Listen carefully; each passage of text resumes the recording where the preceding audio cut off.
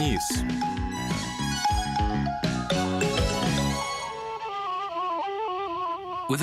Тунис является самой маленькой из магрибских стран.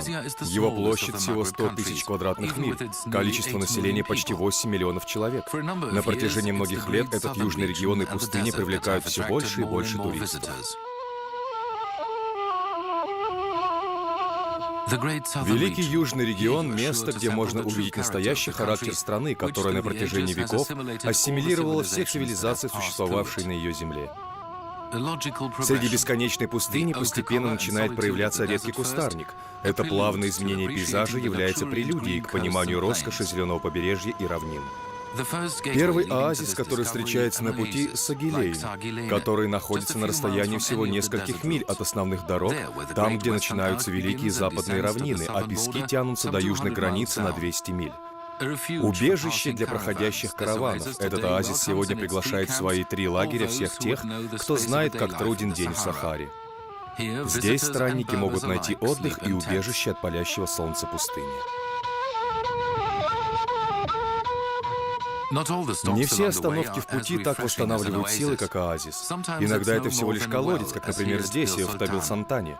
Единственные небольшие участки тени только внутри небольшого помещения вокруг колодца, где кочевники могут отдохнуть, пока животные отдыхают под солнцем. Это правда, животные более выносливы. Например, верблюды имеют большие накопления жира и до 100 литров воды в своем горбе. За счет этого каждый верблюд может обходиться до 2 недель без воды. Однако некоторые бросают вызов в пустыне, пытаясь пересечь ее, управляя внедорожником с полным приводом. Но водить и особенно определять маршрут нужно с предельной осторожностью. Это требует обширных знаний местности, и только местные жители знают все возможные трудности, с которыми можно столкнуться. Это те, чьи отцы водили караваны через всю Сахару, знакомы с этим. На дороге в Хадинов находится поселение Макматов. Это деревня троглодитов, населенная племенем Макмата, который на протяжении 3000 лет использует эти постройки для защиты себя от других племен. Около 100 человек все еще живут здесь.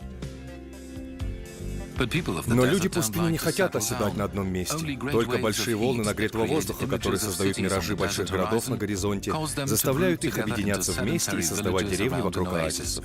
Например, как здесь, в Эль-Тфуар. Песок постоянно наступает на деревни, и каждое утро необходимо убирать его. В этом регионе нет ничего необычного, когда горы песка размером с огромный дом перемещаются на сотни метров, всего за несколько лет, засыпая все на своем пути. В этих деревнях специально подводят воду к пальмовым деревьям. Эта область является местом происхождения танца лошади, выполняемого девушками при праздновании своей свадьбы. В нескольких километрах к северу расположена Сабрия, пожалуй, одно из самых очаровательных населенных мест.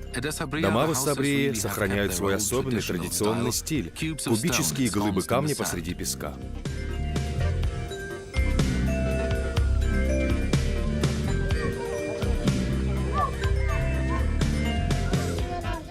Пустыня всегда движется.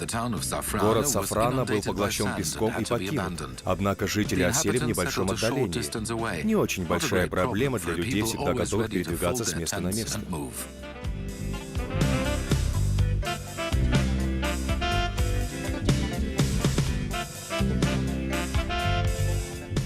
На границе пустыни расположен первый город Туз. Это очень типичный оазис Сахары.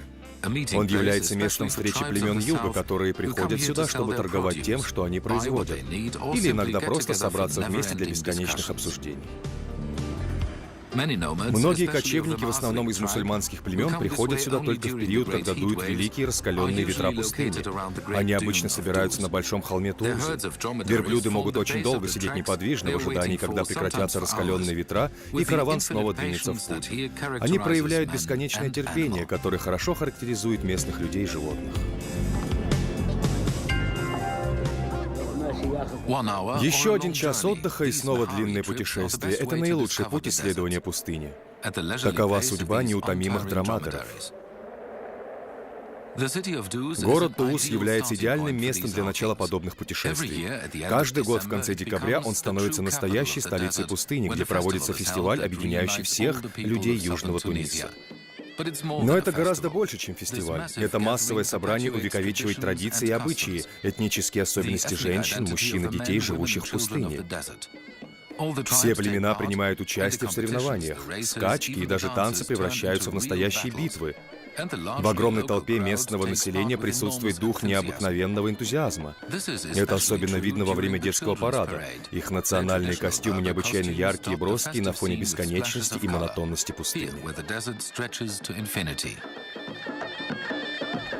Мужчины пустыни очень искусные наездники, и у них есть одна наиважнейшая страсть – охота с африканскими грейхаундами, наблюдая, как они преследуют добычу, поднимая столбы песка.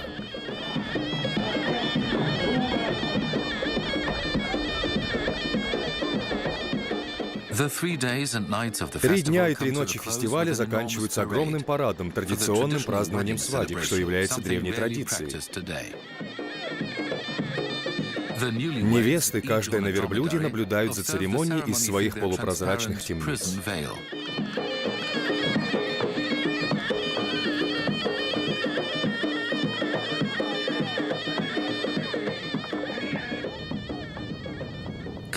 Там, где совмещаются пустыня песка и пустыня камня, появляются небольшие участки, где песок смешан с соленой водой. В период дождей эти участки превращаются в причудливые внутренние моря. Соляные горы возле дорог окрашены в разнообразные цвета. Еще один продукт, который производит и продает местное население, называется цыганские розы, которые представляют собой выветренные блоки соленого песка. Главная площадь города Зуг является торговым центром, где люди пустыни и окраин оазисов могут повстречаться. Место, где происходит торговля и общение, лучший способ понаблюдать за каждодневной жизнью местного населения. Прямо на выезде за ворота города можно увидеть большие стада козлов, разведение которых — основа животноводства данного региона.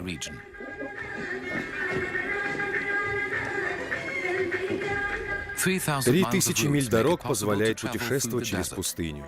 Иногда большой неожиданностью становится то, что пустыня является не такой малонаселенной, как кажется. Столица Джерит, город Пальм, представляет собой примерно 20 деревень, разбросанных вокруг одного оазиса, соединяющихся в один мегаполис. Также это один из немногих городов мира, в котором есть международный аэропорт, расположенный в пустыне. Также он известен тем, что в нем создана система подземного орошения для 200 тысяч деревьев из почти 350 источников воды. Вода из некоторых скважин поступает на поверхность температурой до 60 градусов по Цельсию, что требует рефрижерации. За год собирается до 3 урожаев. Урожай собирается и фасуется прямо на земле под деревьями. Около 54 тонн фруктов собирается за год. Это один из лучших результатов. Это плантация — гордость всего Туниса.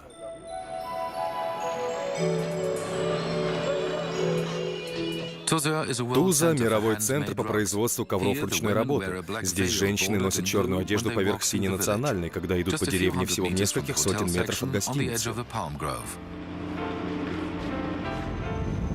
Прямо в центре зоны отелей расположен замок Чароэт. Это волшебное место. В нем представлены сцены из обычной жизни местного населения. Здесь вы можете увидеть также застывшие сцены церемонии костюмов, которые уже практически исчезли. Представлена широкая экспозиция драгоценностей их древней культуры. Одинаково замечательны эти серебряные сундуки, а также платья, вышитые золотой и серебряной нитью и инкрустированные драгоценными камнями. В 40 километрах к западной границе находится оазис Нефта. Здесь также есть горячие источники воды, бьющие из-под земли. Это отличная возможность принимать горячие ванны в прохладные часы. Мужчины с утра, женщины по вечерам. Доминанта — это старинная деревня, в которой Роберто Росселлини снимал свой фильм «Жизнь Христа».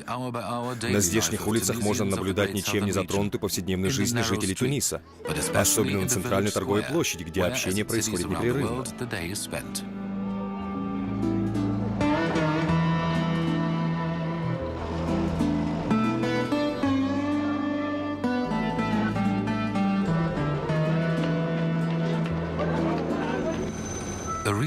Горный оазис, где каменные сооружения, обрамленные деревьями, являются собой настоящее сокровище идеального сочетания архитектуры и природного ландшафта.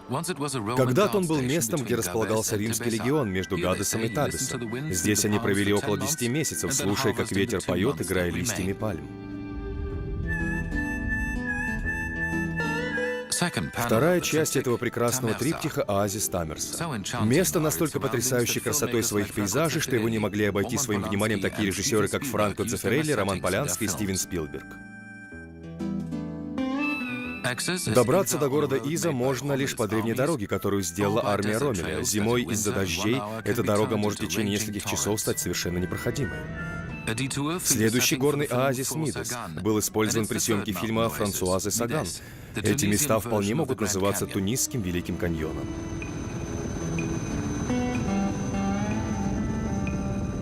В центре этой области возвышаются горы фосфатов, по добыче которых Тунис является третьей в мире страной. Здесь вы можете отправиться в наиболее удивительную поездку на поезде по стране.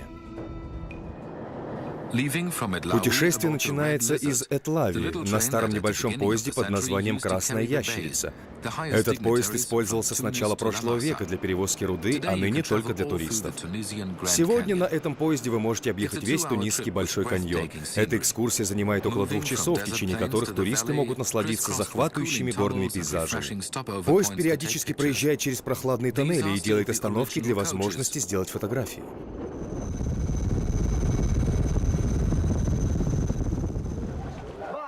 Главный оазис — Гавса, город розового цветка, построенный на древних римских бассейнах. Это место, где все могут отдохнуть, особенно дети. Начиная с 5-летнего возраста, им позволяется прыгать в воду с любой высоты. Некоторые забираются на высоту до 20 метров, при этом глубина бассейнов не превышает 2,5 метров. В 5 милях от этого древнего римского сооружения находится природный парк, в котором можно увидеть свободно пасущихся диких животных так близко, как нигде. Это происходит из-за того, что вокруг пустыня, и животные не имеют возможности и желания отсюда уходить.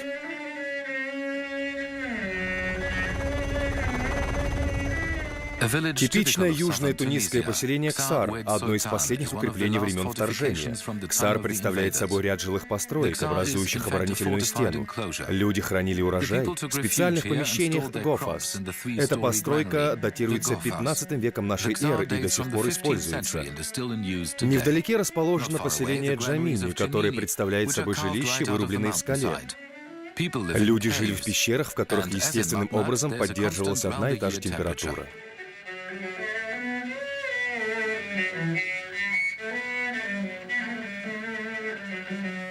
Приблизительно в 60 милях на восток, на морском побережье, расположены 2 основных города — Сфакс и Габес. В Габесе есть 2 интересных места. Это порт и пальмовая роща, которую можно объехать в коляске, запряженной лошадью, за 2 часа.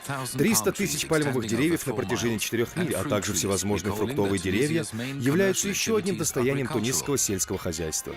Считается, что в древности здесь располагалось одно из римских зернохранилищ. Здесь вы попадаете совсем в другой Тунис.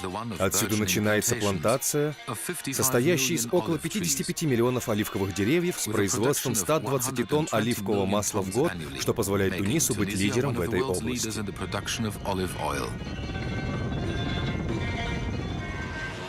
Сфакс — в прошлом еще одна столица юга и второй по величине город в Тунисе. Отсюда вышел Сахель и прошел 200 миль на север до Хамамеда. Существует популярное высказывание, что, находясь в Сфаксе, вы сможете открыть для себя 5-е время года. Остров Джерба — прекрасный маленький островок. К северу от него расположен остров Керкенна. Островок Джерба получает электричество от Алькантары и сообщается с материком посредством искусственно созданной дороги. Джерба обладает особым магнетизмом своей удивительной природы. Постройки разных типов отличают архитектуру этого острова. Столица острова Урцук является центром активности этого небольшого островка площадью в 300 тысяч квадратных миль. Самая высокая точка над уровнем моря — 54 метра. Несомненно, что это самое лучшее место для работы и покупок. Известно, что местное население обладает особенной способностью к торговле и подобному виду деятельности. Благодаря умеренному климату вдоль улиц, где магазины, расположено много открытых кафе, где местное население проводит долгие часы в общении друг с другом и с туристами. Множество магазинов и лавочек торгуют национальными тунисскими специями. В Джербе около 130 мечетей, и в настоящий момент превалирующее большинство населения мусульмане. Но ранее в Джербе располагалась большая община иудеев, а также много синагог. Это место называется Эль-Гриба, что означает «странник». Большая община иудеев расположилась на этом острове в то время, когда остров был под юрисдикцией царя Вавилона. Также есть небольшая община католиков, однако в храме более не проводятся службы, и теперь он превращен в спортивную арену. На острове существуют любые категории отелей. Например, в самом сердце Урцука бывшая торговая площадь превращена в современный отель. Но наибольшая активность, конечно же, здесь, на побережье, протяженностью в 100 миль. Флабер называл его островом Золотого Песка. Прибрежные воды могут похвастаться изобилием рыбы и осьминогов, которых ловят, используя керамические горшки. Урцук является центром торговли морепродуктами. Около 100 тысяч жителей Урцука занимаются сельским хозяйством. Джерба много раз подвергалась вандализму и вражеским набегам во все времена.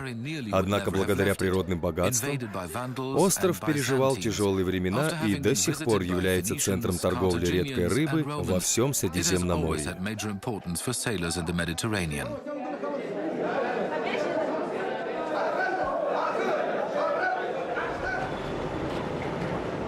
Еще одна особенность этого острова, на котором по сравнению со всей остальной страной достаточно умеренный климат – празднование национальных ремесел, которые имеют глубокие корни.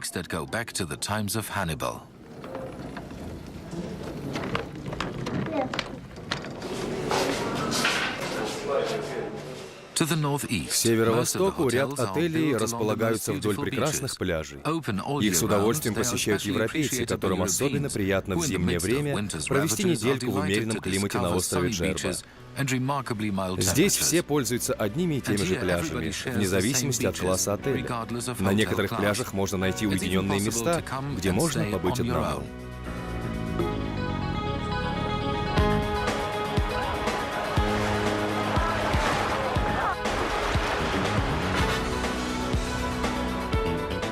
Еще одна связь с континентом — паром, который курсирует между островом и материком каждые полчаса. В 30 милях от Сфакса расположен еще один прекрасный тунисский остров — Керкенна.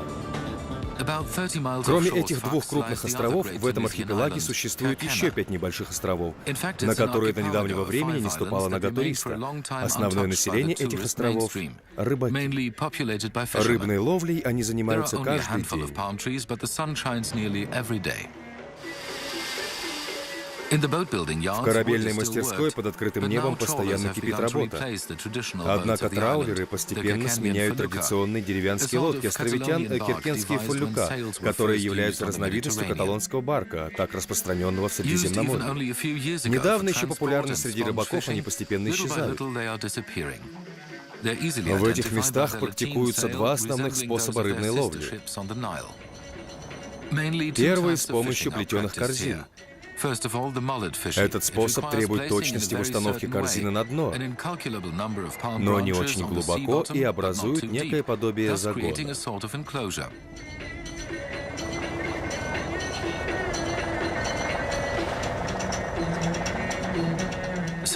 Второй способ ловли осьминогов с помощью керамических горшков. Период ловли осьминогов длится с октября по апрель. Хитрость заключается в том, что осьминог прячется в пустой горшок, лежащий на дне. Немногочисленные пальмы на острове используются для производства лекми, пальмового сока. Его сбор требует акробатических способностей, так как емкость для сока поднимается на самую верхушку пальмы.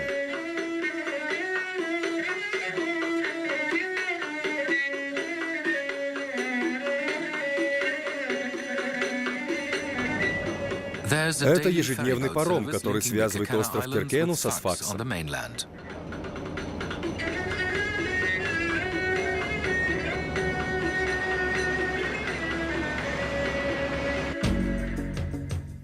Сердце Туниса спрятано в горах.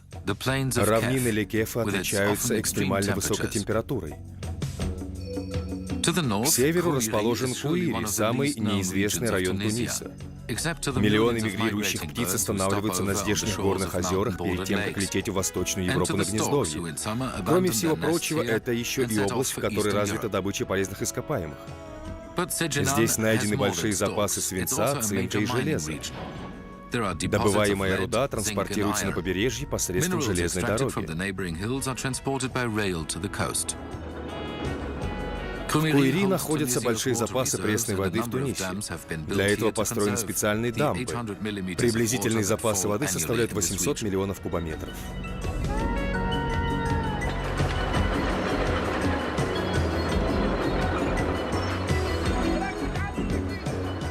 Эта вода посредством трубопровода направляется в центральные и южные регионы для ирригационных нужд.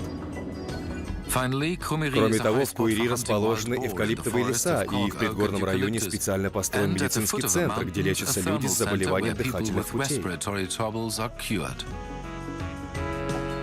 Возможно, наличие запасов питьевой воды послужило причиной найденного здесь сатаринианского поселения и построек, датируемых IV веком до Рождества Христова. Каждый день археологические работы приносят уникальные находки, которые проливают свет на таинственное прошлое. В потрясающем месте под названием Дуга был найден огромный амфитеатр, что подтверждает многочисленность и высокую культуру поселений тех времен. Огромный Капитолий, храм святого Натума, храм Августа и форум, не говоря о многочисленных бассейнах и колонн с базиликом.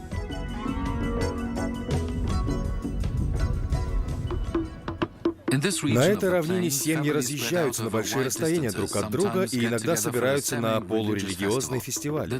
Каждая семья, приехавшая сюда, проводит несколько дней в палатке. Это является неким способом сохранить свои обычаи и ритуалы.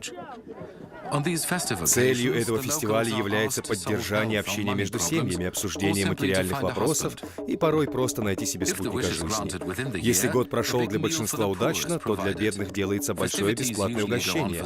Это собрание начинается в сентябре после сбора урожая и длится, как правило, несколько дней.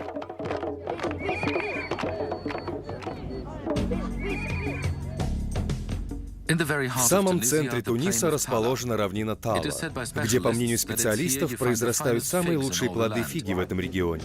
Люди приезжают сюда, проделывая долгий путь для того, чтобы попробовать и купить этот экзотический фрукт.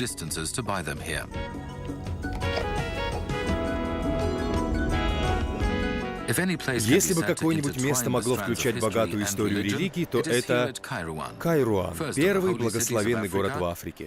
Основанный в 800-х годах, по насыщенности религиозной жизни он может быть сравним с Багдадом и Кордобой. Город считается благословенным, потому что здесь захоронены мощи святого, ближайшего последователя пророка. Возле могилы святого в Кайруане постоянно толпа паломников.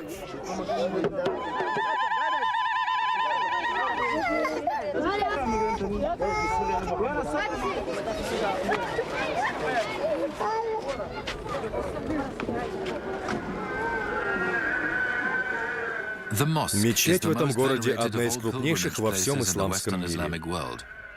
Минарет высотой 35 метров. Молебный зал огромный по величине с великолепной колоннадой по всему периметру мечети.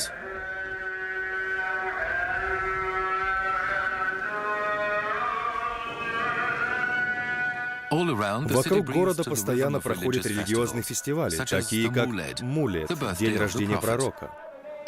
Всех угощают восточными сладостями на основе сахарного или медового сиропа. Также это неплохой повод устроить ярмарку-распродажу. Некоторые испытывают судьбу на уличных аттракционах.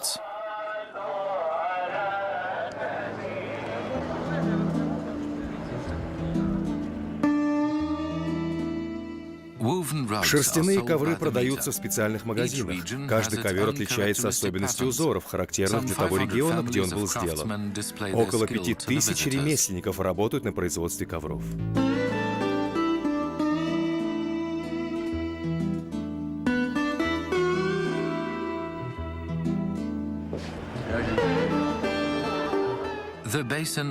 Бассейн Аглобиц был построен в XIX веке как доказательство высоких гидротехнологий, которые до сих пор остаются на высоком уровне. Этот завод по сборке импортных автомобилей является ярким примером того принципа, который существует в Тунисе, что самое необходимое должно производиться здесь.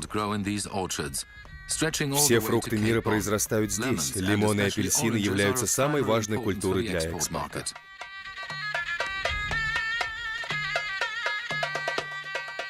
Эту землю достаточно сложно культивировать, при том, что местное население предпочитает кочевнический образ жизни. Они передвигаются с места на место и подрабатывают лишь на сборке урожая. Это действительно страна контрастов, где земля может трескаться от пересыхания и превращаться в пустыню, а через некоторое время она же может превращаться в болото. Температурный режим — это особенная проблема. Здесь, в Куйруане, летом 1972 года была зафиксирована температура 45 градусов по Цельсию, и минимальная температура, когда-либо зафиксированная здесь, минус 3 градуса в январе.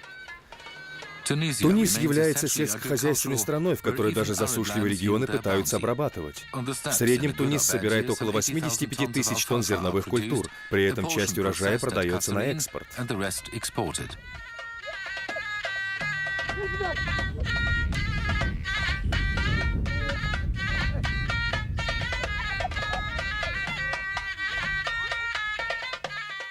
Овцы являются очень важным животным в хозяйстве Туниса, и их поголовье около 3 миллионов. В основном их разводят в северных частях страны.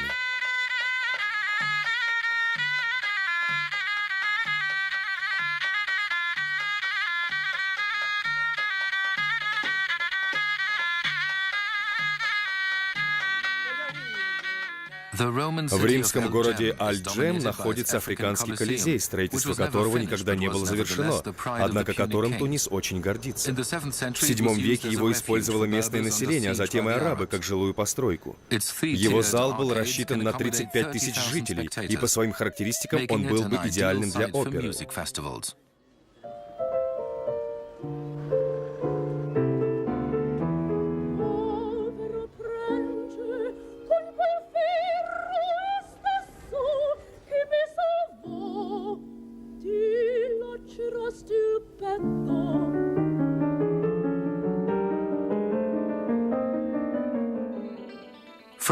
Из Сфакса в Пелибию, место отдыха тунисцев, естественно, прекрасные пляжи на побережье и большое количество народных промыслов.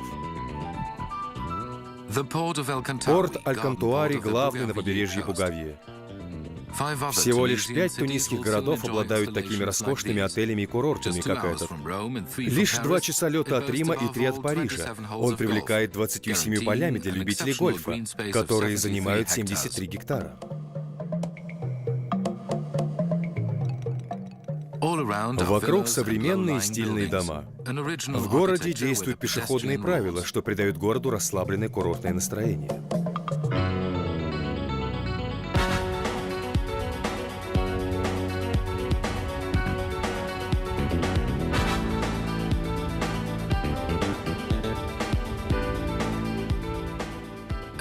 Многочисленные пляжи привлекают не только любителей спокойного отдыха, но и активного. Из-за сильных ветров здесь отдыхает большое количество любителей виндсерфинга.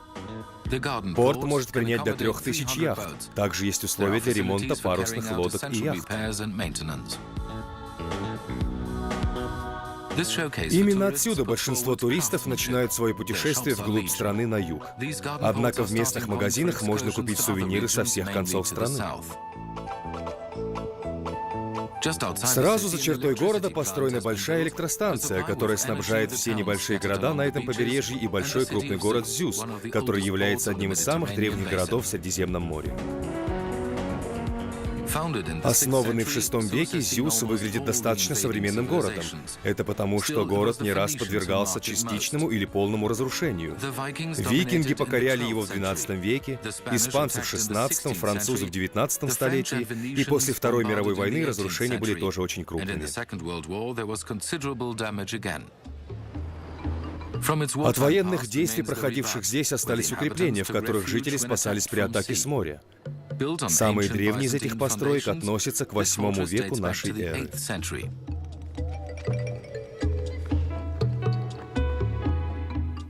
Символом города является маяк, монументальное сооружение, построенное в 859 году. С высоты 30 метров открывается достаточно абстрактный вид на грузовой порт.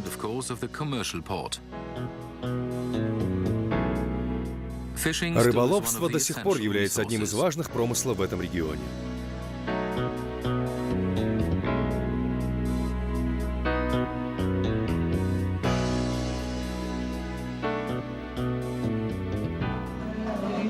Вечер — это время знакомства с тунисской культурой.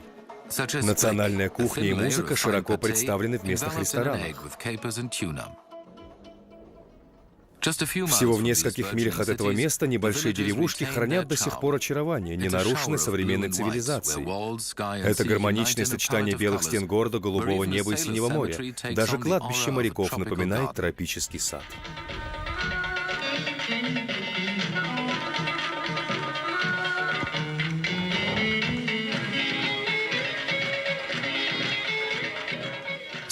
Сканес — одно из небольших поселений, часто посещаемый туристами.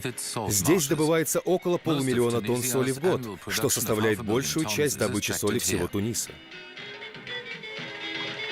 Неподалеку располагается Сканесский международный аэропорт, куда прибывают туристы со всех стран мира, в основном из Германии, Франции, Великобритании и скандинавских стран.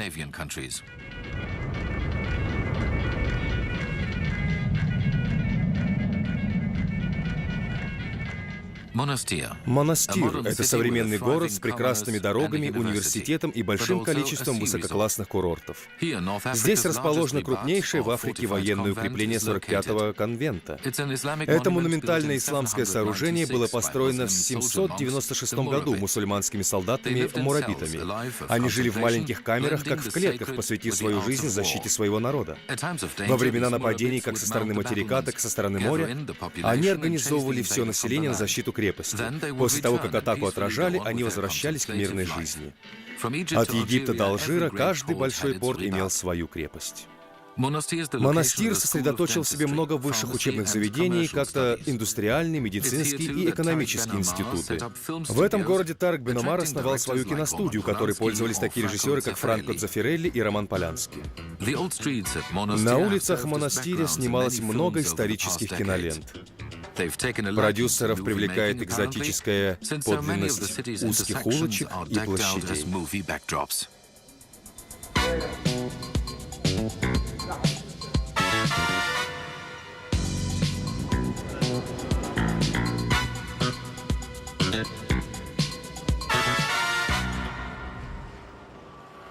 В сердце города, недалеко от центрального кладбища, расположен мавзолей Буги-Бар.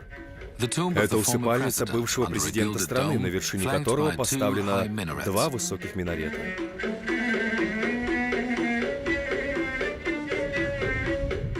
Монастырь сочетает в себе отражение истории страны и современного курорта. Здесь не очень сильные ветра, и поэтому любители парусного спорта вынуждены ловить редкие порывы ветра.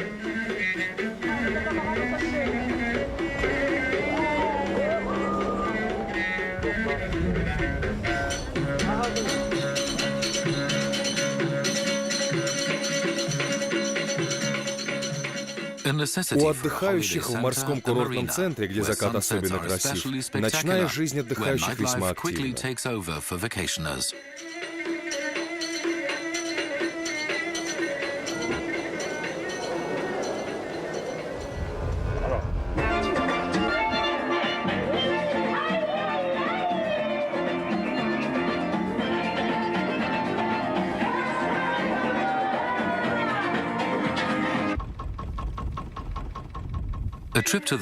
Посещение города будет неполным, если не познакомиться с жизнью местных рыбаков, чей промысел постепенно исчезает с открытием новых отелей. Ресторанное меню предлагает разнообразные блюда из морепродуктов, среди которых такие, как лобстеры и огромные королевские креветки. Неподалеку отсюда, в Ксар-Хил-Але, расположена крупная фабрика по производству шерсти.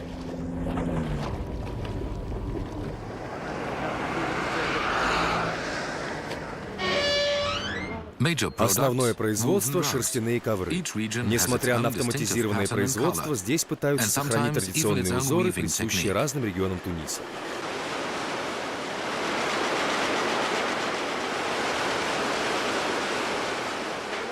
Эта техника передается из поколения в поколение на протяжении многих веков, и в настоящий момент около 120 тысяч ремесленников обладают техникой создания ковров, не потеряв традиции предков.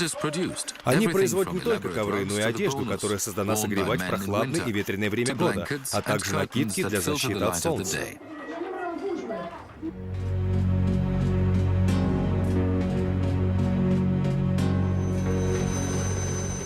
Недалеко от побережья находится Тахона, что означает «гнездо орла». Он расположен на высоте 200 метров над уровнем моря. Тахона был построен во времена Абдул-Кадыра. После его смерти его семья поселилась здесь.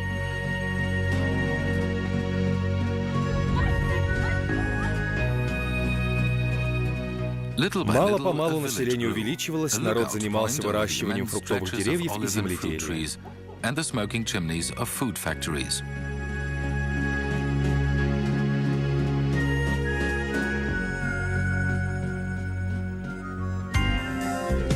Эмфидавиль – это связующее звено между центральной частью Туниса и морем. Здесь расположено единственное в Тунисе кладбище, где захоронены люди разного вероисповедания. Это кладбище жертв Второй мировой войны.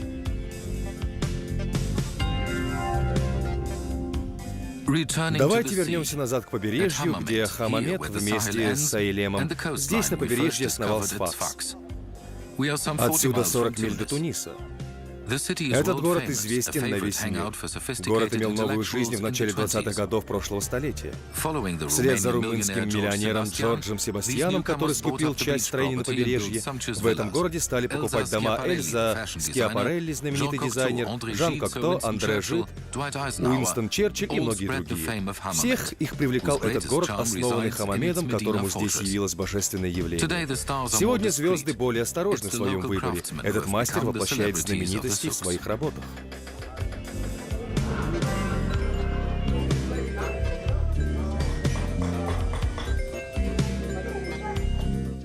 Местные ювелиры воплощают в своих работах красоту здешней природы, моря и потрясающих восходов и закатов солнца.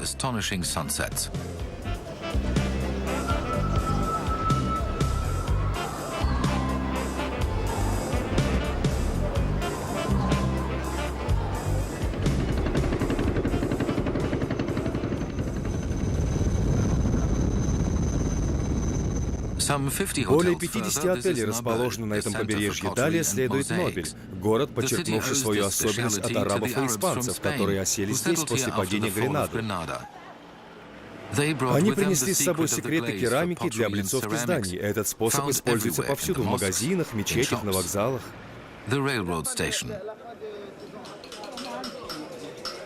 Люди со всех стран приезжают сюда, чтобы купить оригинальные изделия из керамики или мозаики.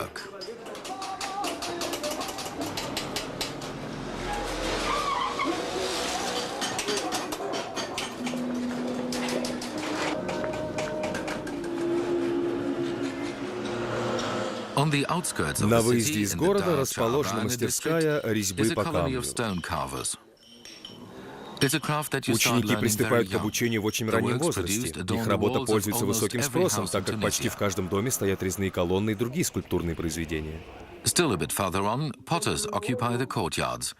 Чеканщики пользуются не меньшим спросом, чем их коллеги по керамике.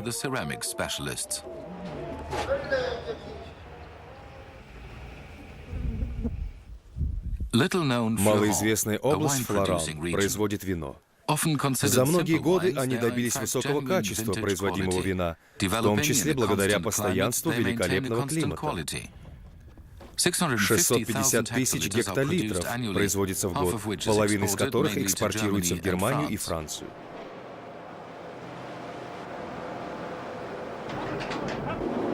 Ничто не уходит в отходы. Все, что остается от производства, используется как удобрение.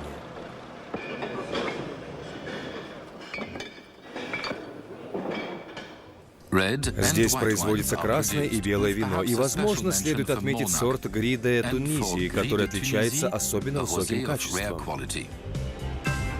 Калибия – это крепость, построенная в VI веке нашей эры. Она является ориентиром для проходящих кораблей в море, особенно для тех, кто на корабле, которые приходят из Европы, особенно часто из Сицилии, которая всего лишь в 100 километрах отсюда. Неподалеку расположены развалины Керкуана, единственного найденного древнего финикийского города, построенного в V веке до нашей эры.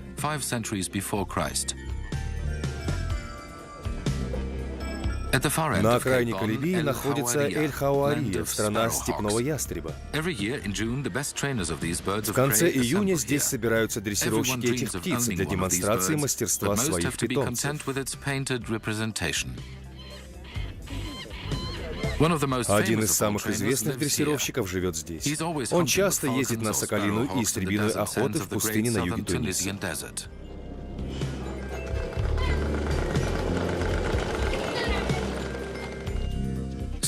Все еще на границе Калибии, но ближе к Тунису расположен Тубус, центральная часть долины между горных хребтов.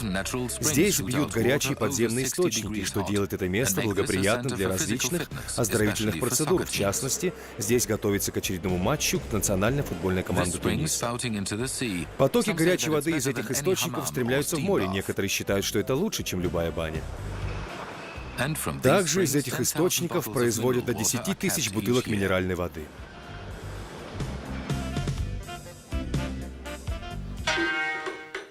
Между двумя древними городами Табарка и Кафидж находится город Тунис с населением 1 миллион 200 тысяч жителей.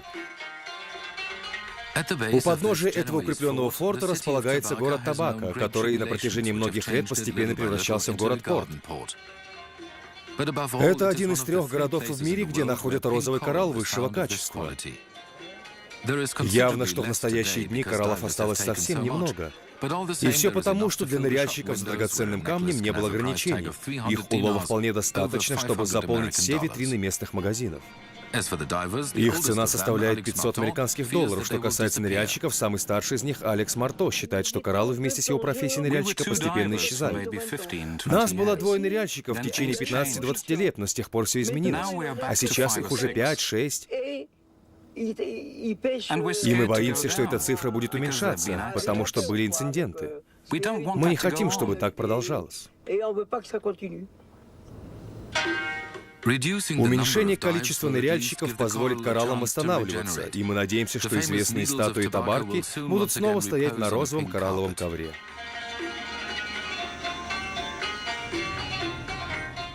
Горная дорога с ее многочисленными поворотами, а также часто встречающимися продавцами приведет нас в последний город, основанный французами, Безер. Французский стиль до сих пор явно виден в архитектуре административных зданий вдоль набережной. Безер связан с Сарсуной посредством единственного в стране вертикального поднимающегося моста. Это растущий индустриальный город, хорошо зарекомендовавший себя как курортное место.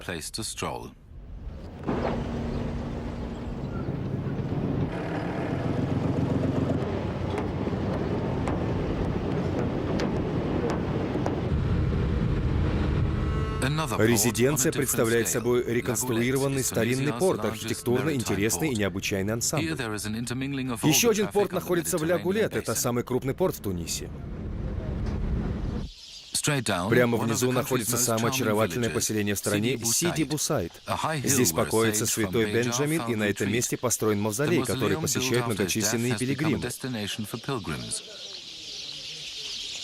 Один французский аристократ, очарованный этим местом, начиная с 1912 года, взял на себя заботу охранять этот исторический памятник архитектуры. Это место часто посещается туристами, а также здесь неподалеку учатся студенты в колледже гостиничного менеджмента. Молодежи очень нравится проходить практику в большом доме, построенном вокруг большого старого дерева, из которого открывается захватывающий вид на весь Тунис. Гуляя по улицам города, можно наблюдать, как размеренна жизнь местных жителей. Здесь не разрешается водить автомобили, и местные жители чувствуют себя привилегированно. 2 места, которые больше всего предпочитают посещать туристы. Первое — это кафе «Дюнац». В нем посетители предпочитают проводить время со своими друзьями после того, как стемнеет, а также в полуденное время. Или же после того, как они прогуляются по улицам, мимо многочисленных лавочек и мимо стен мавзолея с висячими садами. В итоге туристы подходят ко второму наиболее посещаемому месту в городе — кафе «Терраса», с балкона которой открываются прекрасные виды на Кафидж. Кафидж — это место, где начинается история Туниса. Кафидж — самый большой из 200 городов, которые люди построили в этой стране. В 1957 году археологи нашли здесь остатки финикийского города, построенного в 1814 году до Рождества Христова. Рассказывает о раскопках профессор Эмебли. Приход финикийцев на эту землю и основание ими Кафиджа, говоря исторически, заставило науку обратить пристальное внимание к этому континенту. Название этого континента означает «мир». Мы все находимся в мире на этом полуострове, на этом африканском континенте, который, в общем-то, практически не изучен. Этой находкой мы пролили свет на историю Средиземноморья.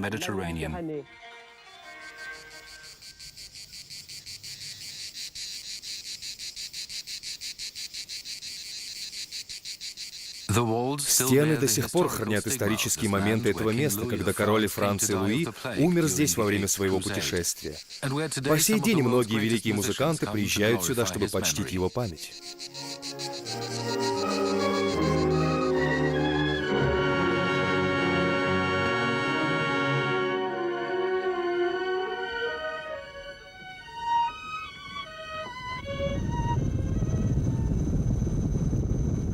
Вся история и долгий путь этой страны сливается воедино в этом мегаполисе. Столица с населением более миллиона жителей расположена между Большим холмом и Бельведерским парком и достаточно удалена от моря. Это конечный пункт нашего 8000-мильного путешествия по этой стране. Это деловой центр города, в котором расположены банки, отели, офисы, а также управляющая компания Национальной ремесленнической ассоциации.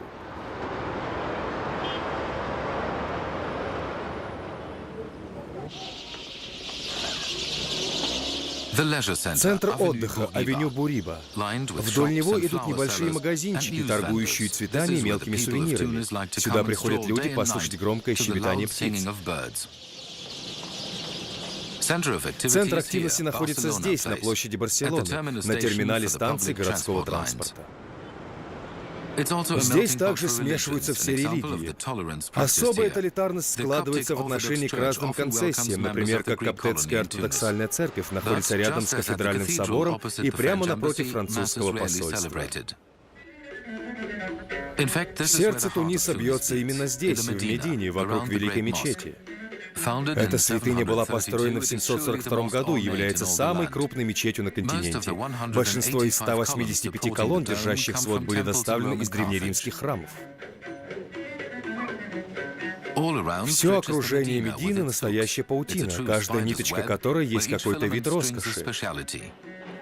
Это драгоценности, изделия из кожи, парфюмерия, одежда. Это типичный средиземноморский рынок, который живет и дышит каждый день.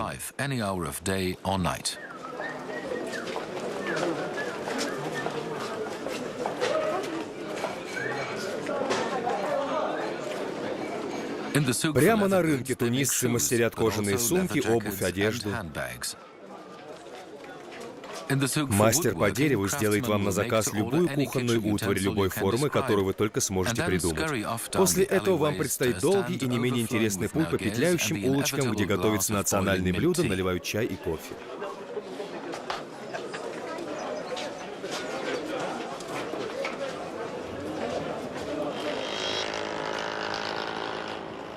Последнее место, которое мы хотели бы посетить в этом мегаполисе, это Лабада. Он плотно зажат между университетом, ипподромом и Бельведерским парком. Размещаясь в замке XIX века, Лабада — это самый большой археологический музей из всех магребских стран.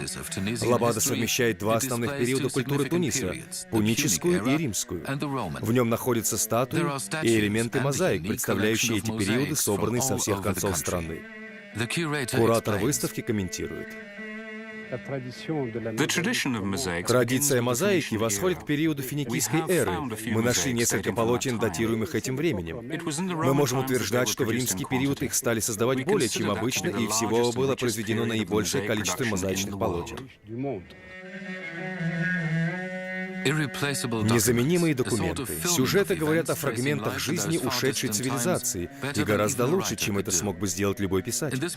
В этом музее хранится культурное наследие, связывающее Тунис с прошлыми веками, с теми великими культурами, которые мало-помалу создали современный, мультинациональный сегодняшний Тунис. Ночь опустилась на Тунис, и, как в большинстве южных городов, это не возвещает о конце дня. Это возвещает о начале длинного вечера. Тунис — это такое место на земле, где разнообразию нет границ.